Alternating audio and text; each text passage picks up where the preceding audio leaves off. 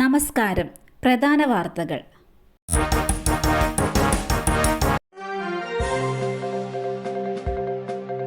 കൊല്ലൂർ മൂകാംബിക ക്ഷേത്രത്തിലെ പ്രശസ്തമായ രഥോത്സവം ഇന്ന് നടക്കും. ഉച്ചയ്ക്ക് 1:15 മുതലാണ് മുഖ്യതന്ത്രി നിത്യാനന്ദ അടിഗയുടെ കാർമ്മികത്വത്തിൽ പുഷ്പ രഥോത്സവ ചടങ്ങുകൾക്ക് തുടക്കമാകുക. മൂകാംബിക ദേവിയെ പുഷ്പങ്ങളാൽ അലങ്കരിച്ച രഥത്തിൽ ക്ഷേത്രത്തിനകത്ത് ശ്രീകോവിലിന് ചുറ്റും എഴുന്നള്ളിക്കുന്ന ചടങ്ങാണിത്. മലയാളികളടക്കം ആയിരക്കണക്കിന് ഭക്തജനങ്ങളാണ് കൊല്ലൂരിലേക്ക് ഒഴുകിയെത്തുന്നത്. നാളെ വിജയദശമി ദിനത്തിൽ പുലർച്ചെ 3-ന് നട തുറന്ന് വിദ്യാരംഭ ചടങ്ങുകൾ ആരംഭിക്കും.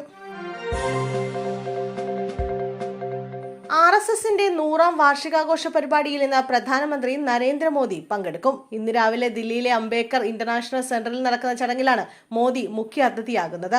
RSSന്റെ സംഭാവനകളെ അഭിനന്ദിച്ച് കേന്ദ്ര സർക്കാർ പുറത്തിറക്കുന്ന സ്റ്റാമ്പും പ്രത്യേക നാണയവും മോദി ചടങ്ങിൽ അവതരിപ്പിക്കും.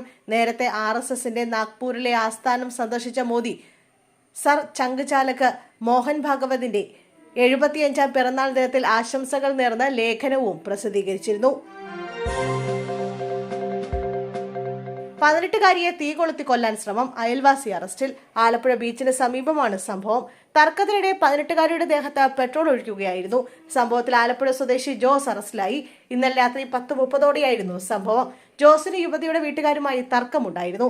ഇന്നലെ രാത്രി ജോസ് വീട്ടിലെത്തി അസഭ്യം വിളിച്ചു.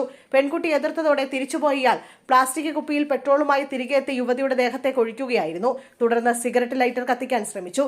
പെൺകുട്ടി ഓടി രക്ഷപ്പെട്ടതിനാലാണ് വൻ അപകടം ഒഴിവായത്.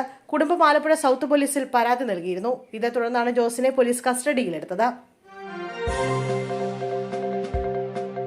ഡിവൈഎഫ്ഐ നേതാവായ അഭിഭാഷക വക്കീൽ ഓഫീസിൽ തൂങ്ങി മരിച്ച നിലയിൽ. ഡിവൈഎഫ്ഐ കുമ്പളം മേഖലാ പ്രസിഡന്റും ബ്ലോക്ക് കമ്മിറ്റി അംഗവുമായ അഡ്വക്കേറ്റ് രഞ്ജിതയാണ് മരിച്ചത്. വക്കീൽ ഓഫീസിനകത്ത് ഫാനിൽ തൂങ്ങിയ നിലയിലായിരുന്നു മൃതദേഹം.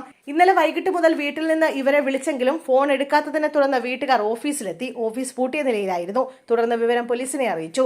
പോലീസ് എത്തി വാതിൽ പൊളിച്ച് അകത്ത് കിടന്നപ്പോഴാണ് ഫാനിൽ തൂങ്ങി മരിച്ച നിലയിൽ മൃതദേഹം കണ്ടത്. മൃതദേഹം ജില്ലാ സഹകരണ ആശുപത്രി മോർച്ചറിയിൽ സൂക്ഷിച്ചിരിക്കുകയാണ്. രാജ്യത്ത് വാണിജ്യ സിലിണ്ടറിന് വില കൂടി. 15.50 രൂപയാണ് വർദ്ധിച്ചത്. ഡൽഹിയിൽ 19 കിലോഗ്രാം വാണിജ്യ LPG സിലിണ്ടർ വില 1595.50 രൂപയായി. ഗാർഹിക ആവശ്യങ്ങൾക്കുള്ള സിലിണ്ടറിന്റെ വില വർദ്ധിച്ചിട്ടില്ല.